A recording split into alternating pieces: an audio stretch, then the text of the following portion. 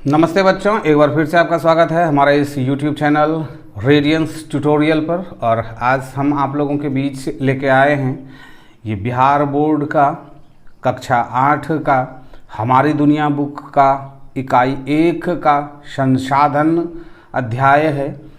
आज हम लोग संसाधन के बारे में सीखेंगे, इस अध्याय में पढ़ेंगे कि संसाधन क्या है। चूँकि ये अध्याय थोड़ा सा बड़ा है तो हम इसको 2 भागों में विभाजित करेंगे।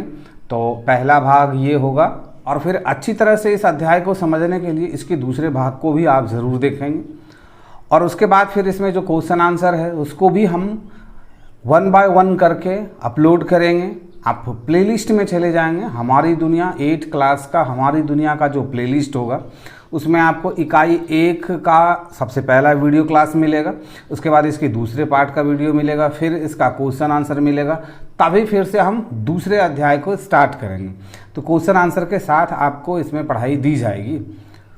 और अगर आप इंग्लिश सीखना चाहते हैं तो हमारा खुद का एक चैनल है AMS स्पोकन गुरु के नाम से। आपसे हमारा रिक्वेस्ट है कि आप हमारे इस चैनल पर विजिट करें और वहाँ से ट्रांसलेशन और ग्रामर दोनों को सीखें। या फिर अगर 8 क्लास का इंग्लिश आप पढ़ना चाहते हैं तो आप इसी चैनल के प्लेलिस्ट में चले जाएं और 8 क्लास का जो बिहार बोर्ड का इंग्लिश का प्लेलिस्ट है उसमें जाके आप विजिट करें, देखें, तो आप वहाँ से इंग्लिश भी पढ़ लेंगे। मैथ्स को पढ़ने के लिए भी आप प्लेलिस्ट में जाएं, यानी चैनल पे जाके विजिट करें और देखें कि क्या कुछ है। तो आज का ये क्या है, संसाधन। संसाधन क्या होता है? हम जो कुछ भी चीज़ का इस्तेमाल करते हैं अपने दैनिक जीवन में ज़िंदगी को जीने के लिए और ज़िंदगी को जीने को आसान बनाने के लिए जिन भी चीज़ों का, जिन भी वस्तुओं का हम इस्तेमाल करते हैं वो हमारा क्या है, वो हमारा संसाधन है। लेकिन आज हम इसके बृहत रूप को इस अध्याय में समझेंगे। तो क्या है, देखिए संसाधन क्या है। मुख्यमंत्री बिहार दर्शन योजना के अंतर्गत इस बार शिक्षक ने बच्चों की सहमति से 2 दिवसीय भ्रमण कार्यक्रम बनाया। मुख्यमंत्री बिहार दर्शन योजना जो चला है, जिसमें आप सभी स्कूलों के बच्चे कहीं ना कहीं स्कूल के द्वारा टूर पे जाते हैं, यानी घूमने जाते हैं। नियत समय पर सभी बच्चे बस पर सवार हुए और चल पड़े अपनी मंजिल की ओर।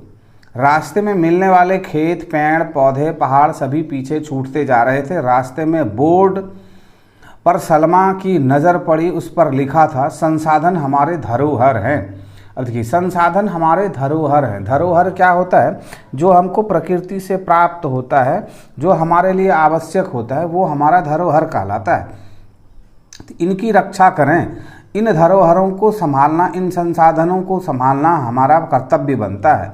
सलमा सोचने लगी, संसाधन क्या होता है? उसने बगल में बैठे गोविंद से पूछा, यह संसाधन क्या होता है? गोविंद ने कहा, मानव अपने जीवन में कई प्रकार की वस्तुओं का उपयोग करता है।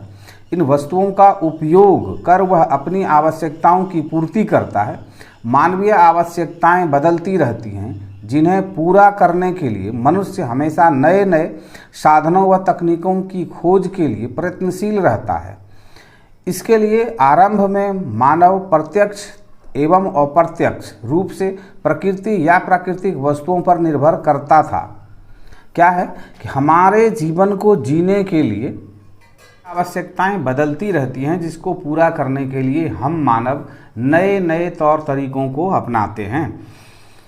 समय के साथ मानवीय आवश्यकताओं में परिवर्तन आता गया। इसके कारण मानव प्राकृतिक वस्तुओं को संशोधित कर उसे अपनी आवश्यकताओं को पूरा करने के अनुकूल बनाने लगा।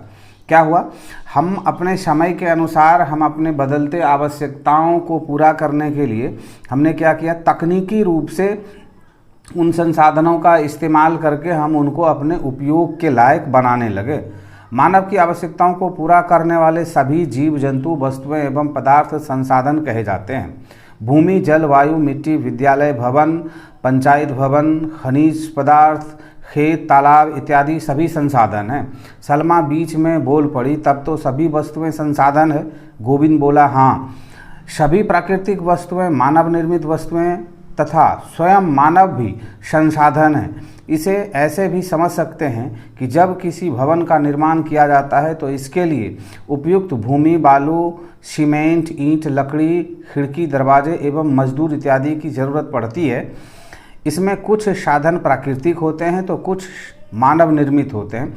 इसमें मजदूर के रूप में मानवीय श्रम का भी उपयोग किया जाता है। अतएव ये सभी संसाधन हैं। संसाधन की उपयोगिता क्या है? गाड़ी एक नदी के किनारे रुकी। शिक्षक महोदय ने कहा, बच्चों यहाँ हम लोग अल्पाहार यानी थोड़ा सा भोजन लेंगे। नदी का किनारा काफ़ी चौड़ा था, पानी बीच में बह रहा था, दोनों ओर बालू ही बालू थे। कुछ बच्चे बालू पर दौड़ लगाने लगे तो कुछ पानी की ओर दौड़ पड़े। सलमा ने सोचा, यहाँ तो रेत ही रेत है। रेत किसको बोलते हैं? बालू को बोलते हैं।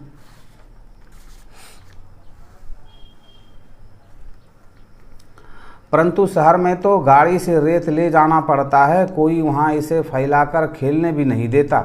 ऐसा क्यों? सलमा के दिमाग में संसाधन संबंधी प्रश्न कौंध रहे थे, यानी संसाधन संबंधी प्रश्न उठ रहे थे।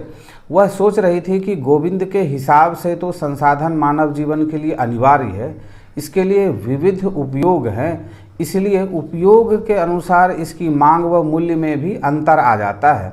क्या है? मानव जीवन के लिए संसाधन जो है वो बहुत ही उपयोगी है और विविध तरह के उपयोग हैं इन संसाधनों का।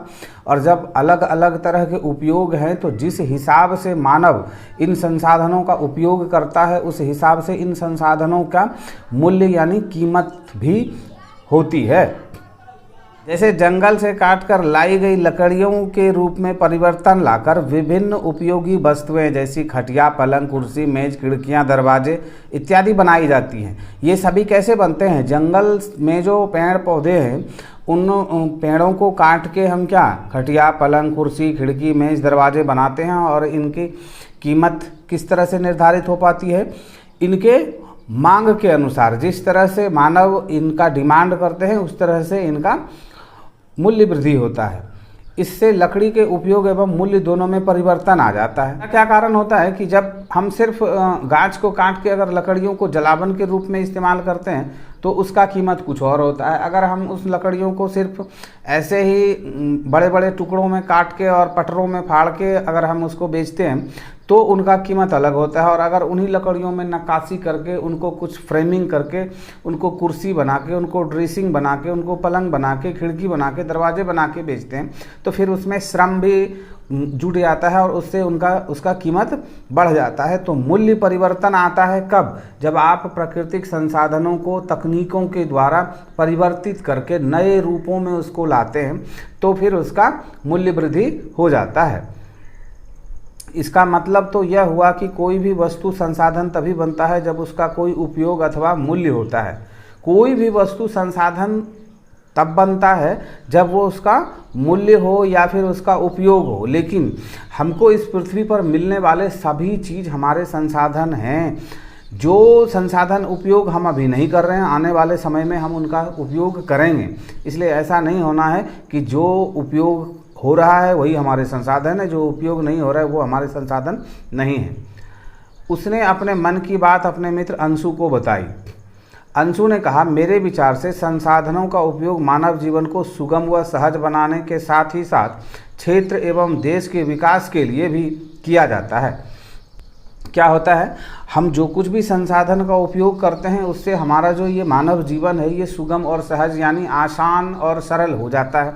अगर आप सोचिए कि आप छोटा सा, अगर आपके यहाँ चापाकल नहीं होता तो पानी निकालना कितना दुर्लभ था, या फिर आप ईंट नहीं बना पाते, सीमेंट नहीं होता तो आपका घर पक्के का नहीं होता तो फिर कितनी परेशानी होती, या फिर सड़कें नहीं होती तो कितनी परेशानी होती।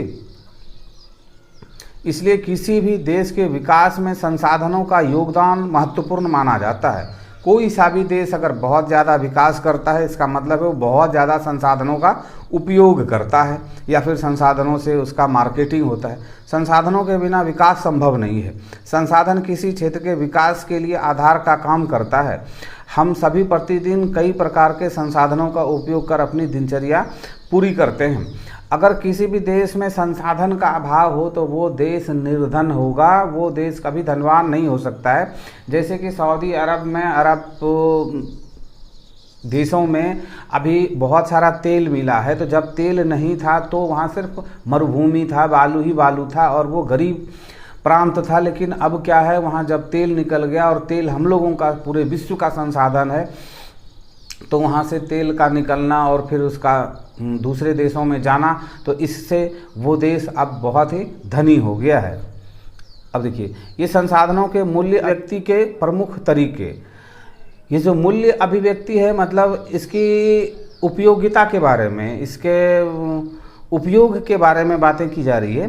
तो आर्थिक मूल्य, आर्थिक मूल्य क्या है भाई? लकड़ी से फर्नीचर का बनना, ये उसका आर्थिक मूल्य हो गया। सौंदर्यात्मक मूल्य, जो जलप्रपात या फिर पर्यटन के लायक जो सुंदर पहाड़ियाँ हैं, सुंदर घने वन हैं और भी बहुत कुछ इस तरह से प्रकृति के द्वारा हमको मिला है जो देखने लायक है, वहाँ पर्यटकों को आकर्षित करने के लिए उसको विकसित करना, क्या है वो? सौंदर्यात्मक मूल्य है उसका। कानूनी मूल्य, जल एवं वायु प्रदूषण को रोकना, ये हमारा क्या है? संसाधनों का कानूनी मूल्य है। नैतिक मूल्य, संसाधनों को संरक्षित रखना, ये संसाधन का क्या है? नैतिक मूल्य है। सलमा ने पूछा, अंशु इन संसाधनों को हमारे लिए बनाता कौन है?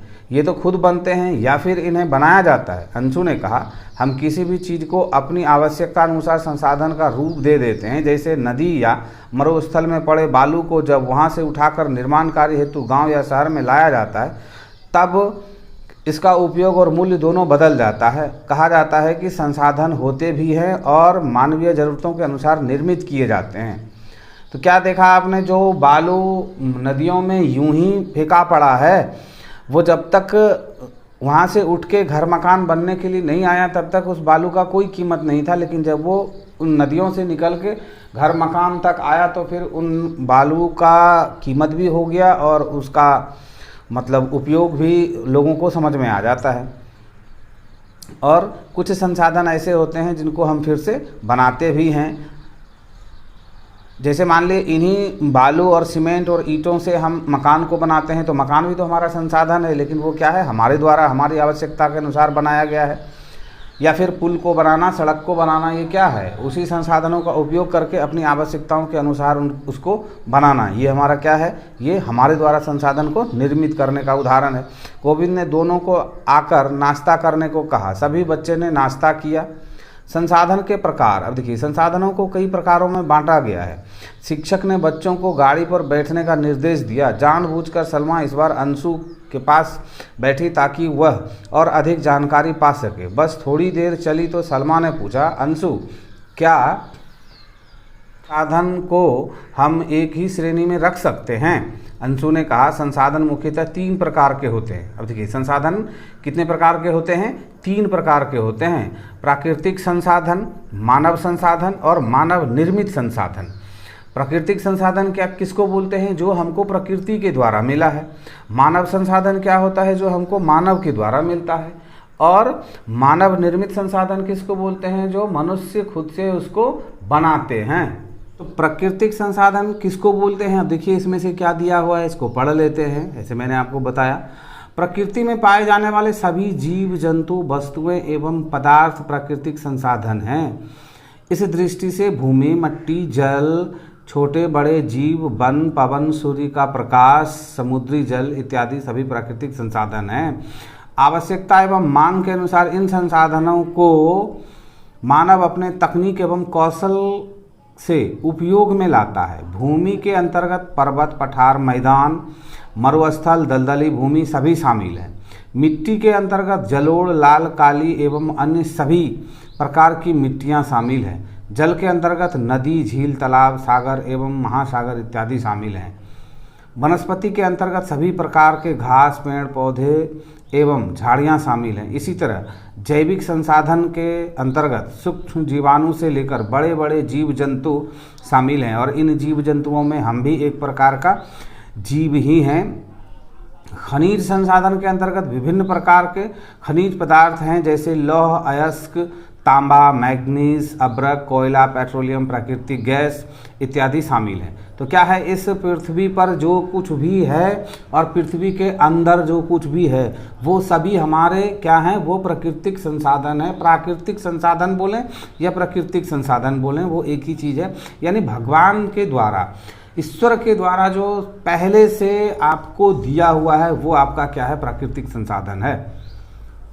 ध्यानपूर्वक अंशु की बातें सुन रही थी। अंशु ने आगे कहा, मानव संसाधन, मानव एक ऐसा संसाधन है जो संसाधनों का निर्माण एवं उपयोग दोनों करता है। मानव ने संसाधनों के निर्माण एवं उपयोग की यह क्षमता उसके दिमागी एवं शारीरिक क्षमता तथा कौशल से विकसित की है। मानव ये जो संसाधनों का उपयोग और संसाधनों का निर्माण करने की जो ये क्षमता है वो उसने कैसे प्राप्त किया?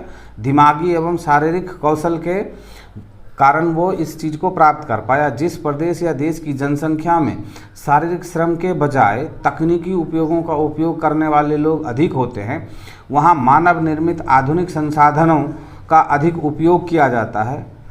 अकुशल जनसंख्या वाले क्षेत्र इस दृष्टि से पिछड़े माने जाते हैं। अफ्रीका महादेश के कई देशों के पिछड़े होने का यही मुख्य कारण माना जाता है। क्या कारण है?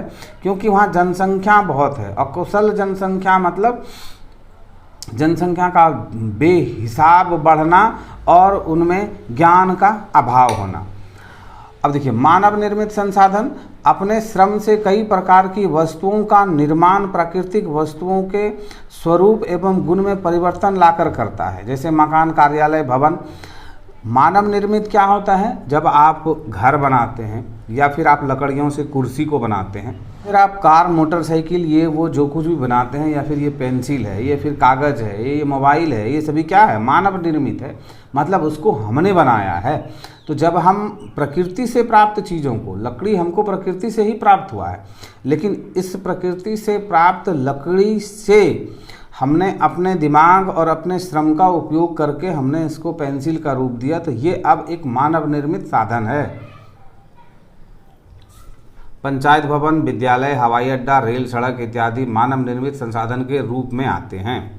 देखिए, भवन, सड़कें और सड़क पुल। प्राकृतिक संसाधनों का वर्गीकरण। प्राकृतिक संसाधनों का वर्गीकरण किस तरह से हुआ है? अब देखिए, बस जंगल के बीच से गुजर रही थी। चारों तरफ फैले हरे भरे वृक्ष एवं झाड़ियाँ काफ़ी आकर्षक लग रही थी। बच्चों ने के आग्रह पर शिक्षक ने बस रुकवाया। गोविंद, सलमा एवं अंशु एक साथ नीचे उतरे और घूमने लगे। सलमा बोली, इतना सुंदर दृश्य है, चारों तरफ प्राकृतिक संसाधन है। गोविंद बोला, प्रकृति में कई प्रकार के संसाधन पाए जाते हैं। इन प्राकृतिक संसाधनों का विभिन्न आधार पर कई उपवर्गों में बांटा जा सकता है। ये आधार है, क्या आधार है? विकास एवं उपयोग के आधार पर, उत्पत्ति के आधार पर, उपलब्धता के आधार पर, वितरण के आधार पर और स्वामित्व के आधार पर।